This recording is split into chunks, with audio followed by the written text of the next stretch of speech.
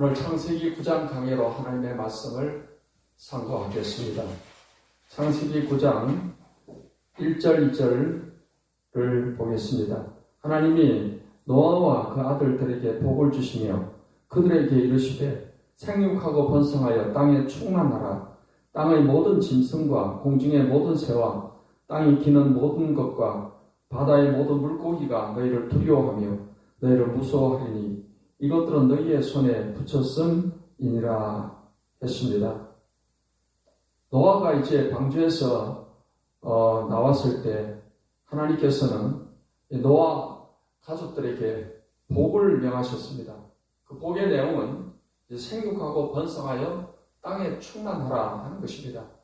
창세기 1장에서도 하나님이 천지를 창조하시고 남자 여자를 만드시고 복을 주시면서 생육하고 번성하고 정복하고 다스리라는 말씀을 하시는데 지금 노아의 가족들에게 또 새롭게 생육하고 번성할 것을 축복하시게 된 것입니다.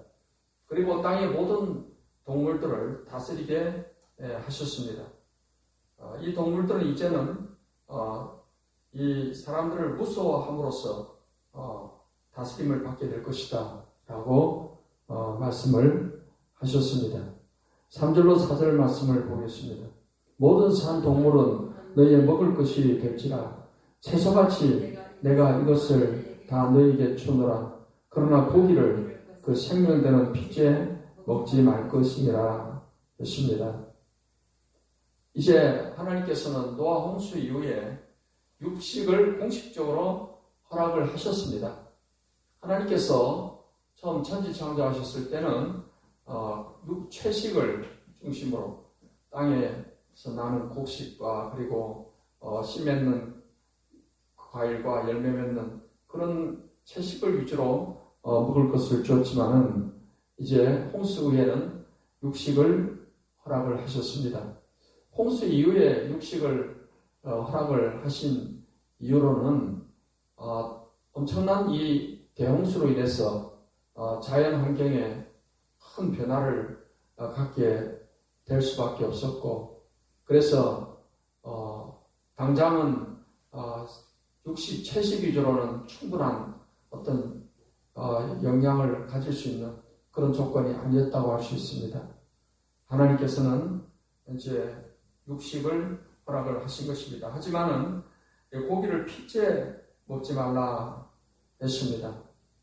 왜 구약에서는 이렇게 피를 먹지 말게 했을까? 피와 함께 또 기름도 먹지 말게 했던 것을 알 수 있습니다. 근데 이 피와 기름은 하나님께 제사를 드릴 때 하나님께서는 그 피를 받으시고 또 기름을 하나님께 태워 드리게 한 것을 알 수가 있습니다. 이 하나님의 제사 드릴 때 이 속죄와 관련된 그런 것이기 때문에 하나님께서 구약에는 피와 또 기름을 먹지 말게 했다 하는 것을 알 수가 있습니다. 이제 구약에서의 동물 제사는 예수님이 자기 몸을 제물로 드려주실 것을 하나의 예표로 모형으로 보여주는 것입니다. 예수님은 이 땅에 오셔서 자기 몸을 제물로 해서 영원한 속죄의 제사를 드려주셨습니다. 그렇기 때문에 더 이상의 이제는 이러한 동물을 잡아서 드리거나 어떤 피의 제사를 드릴 필요가 없게 된 것입니다. 그렇기 때문에 이제 신약에 와서는 예수님께서 사람의 입으로 들어가는 것이 사람을 더럽게 하지 못한다고 말씀하시므로 모든 식물을 다 정하다고 이렇게 말씀을 하셨습니다. 구약에는 이스라엘 백성들한테 음식물에 부정한 것, 또 이런 동물이나 이런 것은 먹지 말도록 한 것인데 신약에 와서는 그런 음식물에 정하고 부정한 것도 다 폐해졌다는 것입니다. 예수님께서 사람 입으로 들어가는 것이 사람을 더럽게 하지 못한다라고 말씀을 하시기 때문인 것입니다. 9장 5절로 7절 말씀을 읽겠습니다. 내가 반드시 너희의 피, 곧 너희의 생명의 피를 찾으리니 짐승이면 그 짐승에게서 사람이나 사람의 형제면 그에게서 그의 생명을 찾으리라. 다른 사람의 피를 흘리면 그 사람도 피도 흘릴 것이니 이는 하나님이 자기 형상대로 사람을 지으셨음이니라. 너희는 생육하고 번성하며 땅에 가득하여 그 중에서 번성하라 하셨더라. 이제 사람의 그 생명의 피를 또 귀하게 여기겠습니다. 피에 생명이 있다라고 성경은 말씀을 하고 있습니다. 그래서 사람의 피를 흘리면 그 사람의 피도 흘릴 것이다 이렇게 말씀을 하시면서, 왜냐하면 하나님이 자기 형상으로 사람을 지으시기 때문이라는 것입니다. 우리가 동물은 마음대로 이렇게 잡아서 먹을 수도 있고 하지만 사람은 하나님의 형상대로 지음받은 참으로 존귀한 존재입니다.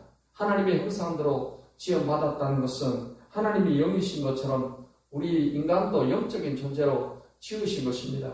그렇기 때문에 하나님의 형상대로 지음받은 존재이기 때문에 이 사람의 생명은 참으로 존엄한 그런 존재다라는 것을 말씀을 하고 있는 것이고, 그래서 사람의 피를 흘리지 말도록 그렇게 말씀을 하셨습니다. 8절로 10절 말씀을 보겠습니다. 하나님이 노아와 그와 함께한 아들들에게 말씀하여 이르시되 내가 내 언약을 너희와 너희 후손과 너희와 함께한 모든 생물 곧 너희와 함께한 새와 가축과 땅의 모든 생물에게 세우리니 방주에서 나온 모든 것 곧 땅의 모든 짐승에게니라. 이제 하나님께서 노아와 그 가족들과 이제 언약을 세우겠다라고 말씀을 하십니다. 하나님은 언약을 세우시고 그 언약을 반드시 또 지키시는 하나님이 되십니다. 그래서 구약에는 하나님이 하신 여러 언약들이 나옵니다. 아담에게 하신 아담 언약이 있고, 노아에게 하신 노아의 언약이 있고, 또 아브라함에게 하셨던 아브라함 언약이 있고, 이스라엘 백성들을 애굽에서 이끌어내셔서 시내산에서 하나님께서 언약을 주신 언약이 시내산 언약입니다. 그리고 다윗 언약이 있고, 또 예수님께서 주신 새 언약이 있습니다. 하나님은 이렇게 언약을 통해서 약속을 하시는 분이시고, 하나님은 그 언약 하시는 것을 반드시 또 지키시는 하나님이 되심을 믿습니다. 그렇기 때문에 우리는 성경의 이 하나님의 약속들을 우리 굳게 믿고 그 말씀대로 그 약속대로 이루시는 하나님이심을 우리가 믿고 그 말씀 붙잡고 기도함으로써 응답받는 삶을 살아가게 되는 것입니다. 11절 말씀을 보겠습니다. 내가 너희와 언약을 세우리니 다시는 모든 생물을 홍수로 멸하지 아니할 것이라. 땅을 멸할 홍수가 다시 있지 아니하리라 했습니다. 하나님께서 이제 노아와 노아의 가족들 언약을 세우는데 다시는 홍수로서 이 세상을 멸하지 않겠다라고 말씀을 하십니다. 그래서 하나님께서 홍수로서 멸하지 않겠다고 약속을 하신 것은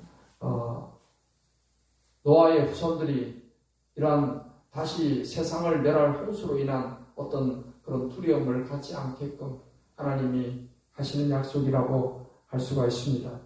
하나님께서 이렇게 세상을 땅으로서 멸하지 않겠다, 홍수로 멸하지 않겠다 하신 것이 다시는 이러한 심판이 없겠다라는 그런 말씀이 아닙니다. 베드로서 말씀에는 마지막 종말에는 이 세상을 이제 불로 심판을 하실 것이다 라고 말씀을 하고 있습니다. 12, 13절을 보겠습니다. 하나님이 이르시되 내가 나와 너희와 및 너희와 함께하는 모든 생물 사이에 대대로 영원히 세운 언약의 증거는 이것이니라. 내가 내 무지개를 구름 속에 두었나니 이것이 나와 세상 사이 언약의 증거니라 했습니다. 하나님께서 이제 다시는 물로 세상을 멸하지 않겠다. 그 언약의 증거로서 무지개를 이제 두셨다라는 것입니다. 그래서 이 무지개를 바라봄을 통해서 하나님의 언약을 또 생각나게 하는 것입니다. 14, 15절을 보겠습니다. 내가 구름으로 땅을 덮을 때 무지개가 구름 속에 나타나면 내가 나와 너희와 및 육체를 가진 모든 생물 사이에 내 언약을 기억하리니 다시는 물이 모든 육체를 멸하는 홍수가 되지 아니할지라. 이제 그 노아의 가족들이 하나님께 제사를 드리고 또 하늘에 떠 있는 이 무지개를 바라보면서 그 하나님의 언약을 제 생각을 하는 것입니다. 하나님께서도 이 무지개를 통해서 자신의 언약을 기억하겠다고 하셨고, 우리 사람들도 무지개를 바라볼 때 노아 시대 하나님께서 물로 세상을 다 홍수로 심판을 하셨지만 다시는 하나님께서 이제 온 세상을 홍수로서 멸하지는 않겠다고 하셨구나, 그런 생각을 가지고 홍수에 대한 어떤 트라우마를 갖지 않게 되고 또 홍수에 대한 두려움을 또 잊어버리게 될 것입니다. 그렇다고 해서 어떤 한 지역적인 홍수가 없다는 말이 아닙니다. 온 세계를 뒤덮는 그러한 홍수로 멸하지 않겠다라고 말씀을 하신 것입니다. 16, 17절을 보겠습니다.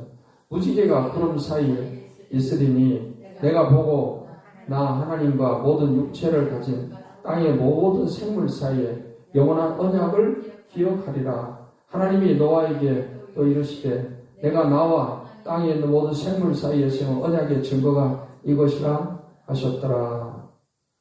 노아의 후손들은 이제 무지개를 볼 때마다 이 하나님 언약을 기억하고 하나님께서 그 약속하신 대로 다시는 홍수로 세상을 멸하지 않겠다라는 것을 마음에 생각하면서 어떠한 홍수에 대한 두려움 다 이겨낼 수 있을 것입니다.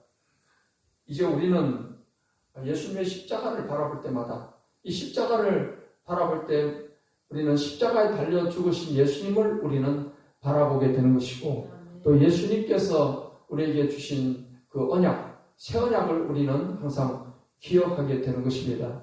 예수님께서는 십자가에 달려 죽으시기 전날에 마지막으로 최후의 만찬을 하시면서 예수님은 성찬을 거행을 하셨습니다. 예수님께서 떡을 떼어주시면서 이것은 내 몸이다 먹으라고 말씀을 하시고, 예수님께서 포도주를 담으셔서 이것을 제자들에게 주시면서 이것을 마시라, 이건 내가 흘리는 피다, 죄사함을 얻게 하려고 내 피로 세우는 새 언약이다 라고 말씀을 하셨습니다. 그래서 예수님께서는 그 십자가에 흘리시는 피로 우리의 죄를 사해 주신다라고 약속을 하신 것입니다. 이것을 예수님은 새 언약이라고 말씀을 하셨습니다. 오늘 신약의 우리 모든 성도들이 예수님을 믿음으로 죄 사함을 받고 구원받게 되는 것은 바로 예수님이 하신 이 새 언약에 의해서 우리의 죄를 다 용서하셨다는 사실을 우리가 믿기 때문인 것입니다. 그렇기 때문에 우리는 예수님의 십자가를 바라볼 때마다 나를 위해서 피 흘려 죽으신 그 예수님, 그 속죄의 피로 내 모든 죄가 사해졌다는 사실을 우리는 믿고 그래서 구원의 확신을 가지고서 우리가 신앙사를 해야 될 줄 믿습니다. 구원받은 이 기쁨과 감격은 바로 예수님의 피로 우리 죄를 사해 주셨다라는 이 약속, 새 언약의 약속, 이 새 언약이 바로 복음인 것입니다. 이 복음에 의해서 우리는 구원의 확신과 기쁨과 감격을 가지고 신앙생활하게 되는 것입니다. 사랑하는 성도 여러분 모두가 다 여러분 마음속에 예수님의 그 새 언약의 복음의 약속을 따라서 구원의 기쁨과 확신 가운데서 살아가게 되시기를 예수님의 이름으로 축원합니다. 18절 19절을 보겠습니다. 방주에서 나온 노아의 아들들은 셈과 함과 야벳이며 함은 가나안의 아버지라. 노아의 이 세 아들로부터 사람들이 온 땅에 퍼지니라 했습니다. 노아의 세 아들 셈과 함과 야벳이 이렇게 언급되고 있는데, 특별히 함은 가나안의 아버지라 해서 함의 아들 가나안이 또 언급되고 있습니다. 이렇게 가나안이 언급되는 것은 이 가나안의 후손들이 서민 이스라엘과 역사적으로 이렇게 연루되는 일이 있기 때문에 가나안이 이름이 언급된다라고 할 수가 있겠습니다. 20절로 21절을 보겠습니다. 노아가 농사를 시작하여 포도나무를 심었더니 포도주를 마시고 취하여 그 장막 안에서 벌거벗은지라 했습니다. 이렇게 믿음이 훌륭한 노아였지만은 이 노아도 실수를 했습니다. 그래서 포도나무를 심었다가 포도주를 너무 많이 마시게 된 것입니다. 그러니까 절제하지 못하고 방종하게 된 것입니다. 그래서 그 술에 취함으로 인해서 옷을 다 벌거벗은 채 누워있게 되었습니다. 이로 인해서 결국 이러한 아버지의 수치를 드러내지 못하고 그것을 막 떠벌린 그의 아들 함이 결국 저주를 받게 되는 이러한 불상사가 생기게 된 것입니다. 노아가 한순간의 방심으로 인해서 이런 실수를 하게 되었던 것입니다. 이것은 우리들에게 항상 깨어있는 신앙생활을 통해서 방심하지 말고 늘 승리하는 그런 신앙생활로 나가야 할 것에 대한 교훈을 주고 있습니다. 우리가 이 땅에 사는 동안에 이렇게 시험에 들지 않고 죄에 넘어지지 아니하고 항상 승리하는 신앙생활을 위해서는 항상 깨어있는 신앙생활을 해야 될 줄 믿습니다. 우리가 깨어있는 신앙생활을 위해서는 하나님 말씀의 구절을 기억을 해야 될 것입니다. 베드로서 5장 8절 말씀에 근신하라 깨어라 너희 대적 마귀가 우는 사자같이 두루다니며 삼킬 자를 천만히 했습니다. 우리가 근신하고 깨어 있어야 되는 것은 마귀 사단이 우는 사자같이 두루다니면서 삼킬 자를 찾고 있다라는 것입니다. 그래서 우리가 정신을 차리지 않고 있으면 이 마귀 사단에 의해서 우리가 유혹을 받을 수가 있고 넘어질 수가 있게 되는 것입니다. 고린도전서 10장 12절에는 그런즉 선줄로 생각하는 자는 넘어질까 조심하라 라고 말씀을 했습니다. 우리가 이만하면 나는 성공했다, 이만하면 나는 잘하고 있다 라고 이렇게 방심하는 순간, 교만한 마음을 갖는 순간 우리가 넘어질 수가 있습니다. 그래서 항상 우리가 정신을 바짝 차리고 신앙생활을 해야 될 줄 믿습니다. 마태복음 26장 41절에서는 예수님께서 말씀하시기를 시험에 들지 않게 깨어있어 기도하라 마음에는 원이로되 육신이 약하도다 라고 말씀을 하셨습니다. 예수님께서 이제는 겟세마네 동산에서 마지막으로 기도하십니다. 이제는 새벽이 되면 잡혀서 가고 십자가에 못 박혀 죽으시게 될 것입니다. 그래서 예수님은 최후의 만찬을 마치신 후에 늘 하던 습관대로 겟세마네 동산에 가셔서 이제 밤을 새면서 간절히 기도하시게 되었던 것입니다. 예수님은 기도하시다 말고 와서 보니까 제자들이 잠만 쿨쿨 자고 있습니다. 그래서 이 제자들을 깨우면서 시험에 들지 않게 깨어있어 기도하라 마음이 원이로되 육신이 약하도다 하면서 예수님이 기도하게 하셨습니다. 제자들이 피곤한 것은 피곤할 수밖에 없습니다. 하루 종일 예수님을 따라다닌다고 피곤한 몸인데 한밤중에 자야 될 시간인데 예수님은 간절히 기도하는 가운데 기도하라고 하셨는데 아무리 기도하려고 애를 써도 눈꺼풀이 천근만근 내려앉는 걸 어떻게 하겠습니까? 예수님께서는 안타까운 마음으로 또 그들을 그럼에도 불구하고 깨우시면서 기도하라고 하십니다. 왜냐하면 곧 닥쳐올 큰 위기 상황에서 그들이 시험에 들 수 있기 때문에 예수님은 그것을 안타깝게 여기시면서 그럼에도 불구하고 피곤함에도 불구하고 깨어서 기도하라고 예수님은 말씀을 하신 것입니다. 우리가 늘 깨어있는 신앙을 위해서는 기도하기를 힘써야 됩니다. 우리가 이런 핑계 저런 핑계대고 기도 생활을 게을리할 수가 있습니다. 오늘은 내가 너무 바빠서, 오늘은 내가 너무 피곤해서, 오늘은 내가 여러 가지 이유를 대면서 우리가 기도 생활을 게을리할 수가 있습니다.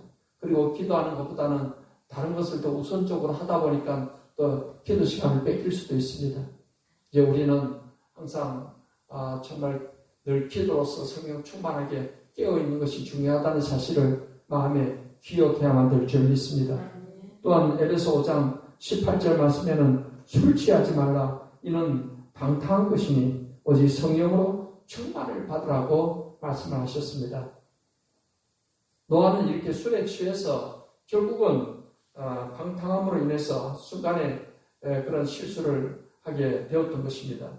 이제 우리는 성령으로 충만해서 신앙생활을 해야 될 것입니다. 성령께 우리가 온전히 지배되어서 또 성령의 이끌리심을 따라서 우리가 순종하며 살아가는 삶이 바로 성령 충만한 삶입니다. 이러한 성령 충만한 삶을 통해서 우리는 모든 마귀의 시험을 이겨내고 또 마귀의 유혹도 이겨내고 마귀의 미혹도 이겨내고 그래서 우리가 항상 승리하는 신앙생활을 하게 되는 것입니다. 여러분 성경에 보면은 다윗이 정말 훌륭한 성군이었습니다. 그런데 이러한 훌륭한 신앙의 사람인 이 다윗도 한순간에 방심함을 통해서 그가 큰 죄를 짓게 되었습니다. 다윗이 이제 왕이 된 후에 그는 전쟁에 나갈 때마다 승승장구하게 되고 나라가 아주 안정하게 되었을 때 다윗은 더 이상 자신은 전쟁에 나가지 않고 자기 장군에게 다 전쟁을 맡기고 다윗은 왕궁에서 그냥 편안하게 잠을 많이 자고 그리고 일어나서 왕궁을 거닐다가 저기 밑에를 바라보니까 여인이 옷을 벗고 모욕을 하고 있는데 마음의 정욕이 막 그냥 불같이 일어났습니다. 다윗이 여자들이 없으니까 아내들이 있고 그렇지만은 그 순간에 그 정욕을 이겨내지 못하고 다윗은 그 여자를 불러오게 했습니다. 알아보니 그 여자는 그 남편이 우리아인데 지금 전쟁터에서 다윗과 그 나라를 위해서 목숨 걸고 싸우고 있는 그런 장수였습니다. 그런 춘천된 신하의 아내를 다윗은 이제 관계를 갖고 그리고 그 바세바가 이 아기를 갖게 되니까 이것이 이제 이걸 은폐시키기 위해서 그 바세바의 남편 우리아를 전쟁터에서 불러오게 해서 억지로 이제 바세바와 잠을 자게끔 하려고 했지만 충성스러운 신하인 우리아는 그렇게 하질 않았습니다. 자기 두 아들도 지금 전쟁터에서 죽기를 다해서 싸우고 있는데 자기만 집에 가서 편안하게 아내를 품고 잘 수가 없다는 것이죠. 그래서 다윗은 죄가 죄를 낳는다고 해서 결국 이것을 은폐시키려고 우리아를 전쟁터에 제일 앞장을 세워서 죽게끔 하도록 이렇게 전령을 내려서 결국 우리아는 죽게 됩니다. 다윗은 이 모든 것을 아무도 모르겠거니 하고 그렇게 감추려고 했지만 하나님은 이미 다 보고 계셨습니다. 하나님께서는 나단 선지자를 통해서 다윗의 죄를 지적하시게 되었고 다윗의 훌륭한 점은 이 죄를 솔직히 인정을 하고 그는 철저하게 하나님께 회개를 했습니다. 그 시편에 보면은 그의 침상에 눈물로 침상을 띄운다라고 표현할 만큼 그런 많은 눈물을 흘리면서 하나님 앞에 그런 회개를 했던 것입니다. 그 회개로 인해서 하나님은 다윗에게 다시금 은혜를 베푸시고 다윗의 생에 많은 또 고난이 뒤따르긴 했지만 하나님께서 그를 항상 은혜로 돌봐 주셨습니다. 성경에 여러분 이 베드로도 예수님의 가장 수제자라고 하는 이 베드로도 그 예수님께서 기도하라고 했을 때 깨어 기도했으면 시험 당하지 않았을 것입니다. 그러나 잠을 풀풀 자다가 결국 예수님께서 잡혀가시는 그런 상황에서 칼을 들어서 말고의 귀를 쳐서 그 귀를 떨어뜨리기도 했습니다. 예수님이 검을 간장 검으로 망한다 하시고 귀를 다시 붙여주셨습니다. 그리고는 베드로가 예수님을 멀찌감치 따라갔다가 예수님을 모른다고 또 3번씩이나 부인하고 저주하고 맹세까지 하면서 예수님을 배반하는 그런 엄청난 죄를 지었습니다. 시험에 든 것입니다. 예수님께서 정말 이 베드로를 위해서 그가 믿음에 굳게 서도록 간절히 기도해 주셨기에 망정이지 그렇지 않으면 베드로는 큰 시험 가운데 나락으로 빠질 수 있는 그런 상황이었습니다. 이러한 베드로를 예수님은 용서하시고 다시금 초대교회 사도로서 훌륭한 그런 사명을 감당하게끔 이렇게 해주셨습니다. 이제 우리는 항상 시험에 들지 않도록 깨어있는 신앙사를 해야 될 줄 믿습니다. 예수님께서는 예수님의 재림을 대비해서도 항상 깨어있으라고 우리에게 말씀을 하십니다. 이 세상이 악하기 때문인 것입니다.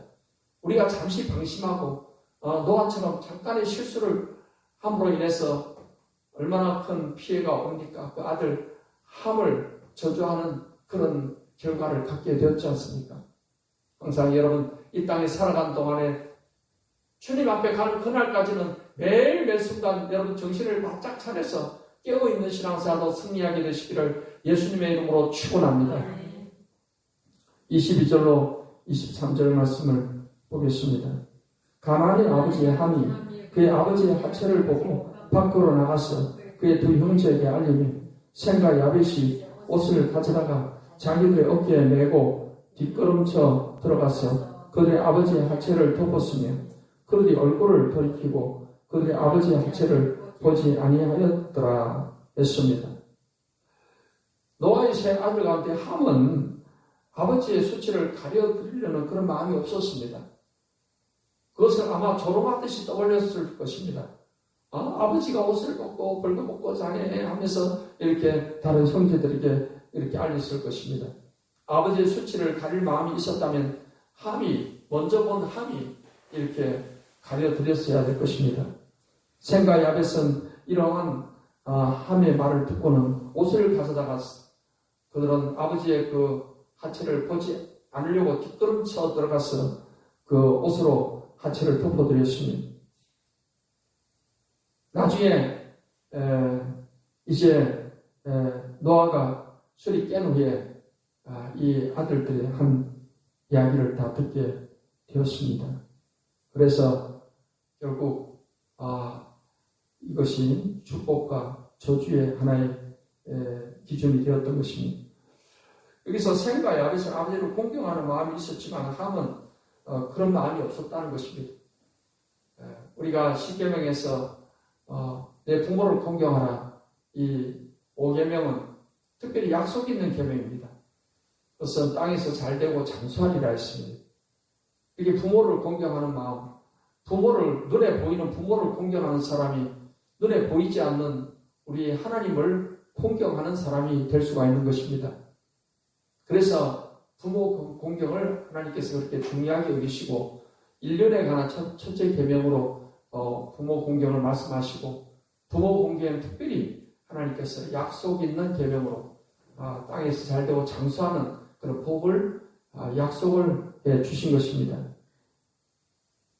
24절 25절을 보겠습니다. 노아가 술이 깨어 그의 작은 아들이 자기에게 행한 일을 알고 이에 이르되 가나안은 저주를 받아 내 형제의 종들의 종이 되기를 원하노라 하고 했습니다. 이제 노아가 술이 깨어서 이 모든 일을 다 들었습니다. 그랬을 때 이 아들들에게 저주하고 축복하는 가운데 함의 아들 가나안을 저주를 하게 됩니다. 이 함의 아들 가나안이 과연 왜 저주를 받았는지 우리가 정확히 알 수는 없습니다. 이 가나안 여기 어떤 관련이 있는지 모르지만은 이 노아는 앞으로 미래에 이 가나안이 저주받게 될 그것을 영적으로 알고 이와 같은 저주를 예언하게 되었다고 할 수 있습니다. 그래서 함의 잘못된 행동으로 인해서 함의 아들 가나안이 저주를 받게 되는데 이후의 역사에서 보면은 이 가나안 족속들은 이스라엘이 가나안 땅을 정복하는 그 과정에서 정복을 당해서 다 죽기도 하고 또는 종이 되기도 했던 것을 알 수가 있습니다. 26절 27절을 보겠습니다. 또 이르되 셈의 하나님 여호와를 찬송하리로다. 가나안은 셈의 종이 되고 하나님이 야벳을 창대하게 하사 셈의 장막에 거하게 하시고 하나님 가나안은 그의 종이 되게 하시기를 원하노라 하였더라 하십니다. 셈과 야벳에 대해서 축복을 하는데 셈의 하나님 여호와다 이렇게 표현합니다. 셈의 하나님 여호와. 그래서 결국 이제 세임족들을 통해서 유대교를 이어서 기독교가 나오게 된 것입니다. 하나님께서 아브라함을 택하셔서 이스라엘 민족을 세우시게 되는데 이 아브라함이 바로 셈의 족속입니다. 그래서 아브라함을 통해서 구약의 유대교가 나오게 되고 또 예수님의 오심을 통해서 이제 그 유대교에서 기독교가 이제 나오게 된 것입니다. 사실 세계 어떤 3대 종교에 해당하는 이슬람교도 다 아브라함의 후손으로 나오게 된 것입니다. 이슬람교에서는 이스마엘을 통해서 이러한 이슬람교가 나오게 된 것이고 아브라함을 무슬림으로 그렇게 그들은 이야기를 하고 있습니다. 그래서 셈의 하나님 여호와다. 결국 이 유대교나 기독교가 바로 셈족인 아브라함을 통해서 세워져 있게 된 것이고 그리고 하나님이 야벳을 창대하게 하사 셈의 장막에 거하게 하신다 하는 것은 이제 야벳 쪽이 셈의 종교의 영향권 아래 있게 될 것이다 라는 것입니다. 그래서 우리가 이 인종이 분포된 것을 보게 되면은 주로 셈 쪽은 주로 아시아 쪽 그리고 야벳은 주로 유럽 쪽으로 이렇게 분포해서 나가게 되고 또 이 함 쪽은 가나안 쪽과 함께 주로 아프리카 쪽으로 대략적으로 이렇게 분포된 것을 알 수 있게 되는데 결국 야벳 쪽이나 또 함 쪽도 이 기독교의 영향권 아래 온 세계에 복음이 전파되면서 온 세상의 모든 족속들이 이제는 기독교 복음을 듣게 되는 이런 결과를 갖게 된 것을 알 수 있게 됩니다. 28절로 29절 노 홍수 위에 노아가 350년을 살았고 그의 나이가 950세가 되어 죽었더라 했습니다. 아담이 930세를 살았는데 노아는 그보다 20세를 더 살아서 950세를 살고 죽었다 했습니다. 이 노아는 정말 믿음으로 홍수 심판에서 가족들과 또 생물들을 건져낸 그런 업적을 세운 사람입니다. 이제 우리는 마지막 종말의 심판을 기다리는 사람들입니다. 예수님 재림과 함께 이 세상은 이제 심판을 받고 모두 구원받은 성도들은 다 예수님을 믿고 죽은 성도들이 부활해서 예수님을 맞이하고 살아서 예수님을 맞이하는 성도들은 호련히 변화되어서 공중에서 주님을 맞이하고 우리가 영원토록 주님과 함께 있게 되는 것입니다. 그리고 이 세상은 마지막 이제 심판이 진행이 되게 되는 것입니다. 마지막 심판은 하나님께서 불로서 세상을 심판하신다라고 말씀을 하셨습니다. 이제 우리는 예수님의 재림이 언제 있을지 모르는 그런 가운데 우리는 살아가고 있습니다. 그날과 그 시는 아무도 모른다고 했습니다. 우리는 오늘이라는 이 하루를 살아가면서도 예수님이 오실 수 있다는 이런 생각을 가지고 항상 주님의 재림을 기다리는 그런 마음으로 우리가 신앙생활을 해야 될 것이며 노아가 방주를 만들면서 한 사람이라도 방주 속에 태워서 구원받게 하려고 애를 썼을 것입니다. 그런 마음으로 우리는 아직까지 예수님을 믿지 못하고 알지 못하는 자들에게 힘써 복음을 전파하고 그들을 위해서 기도해서 한 사람이라도 더 구원의 방주에 올라타도록 우리가 노력을 하면서 하나님 앞에 서는 그날을 준비하면서 깨어의 신앙생활하는 우리 성도 여러분 되시기를 예수님의 이름으로 축원합니다.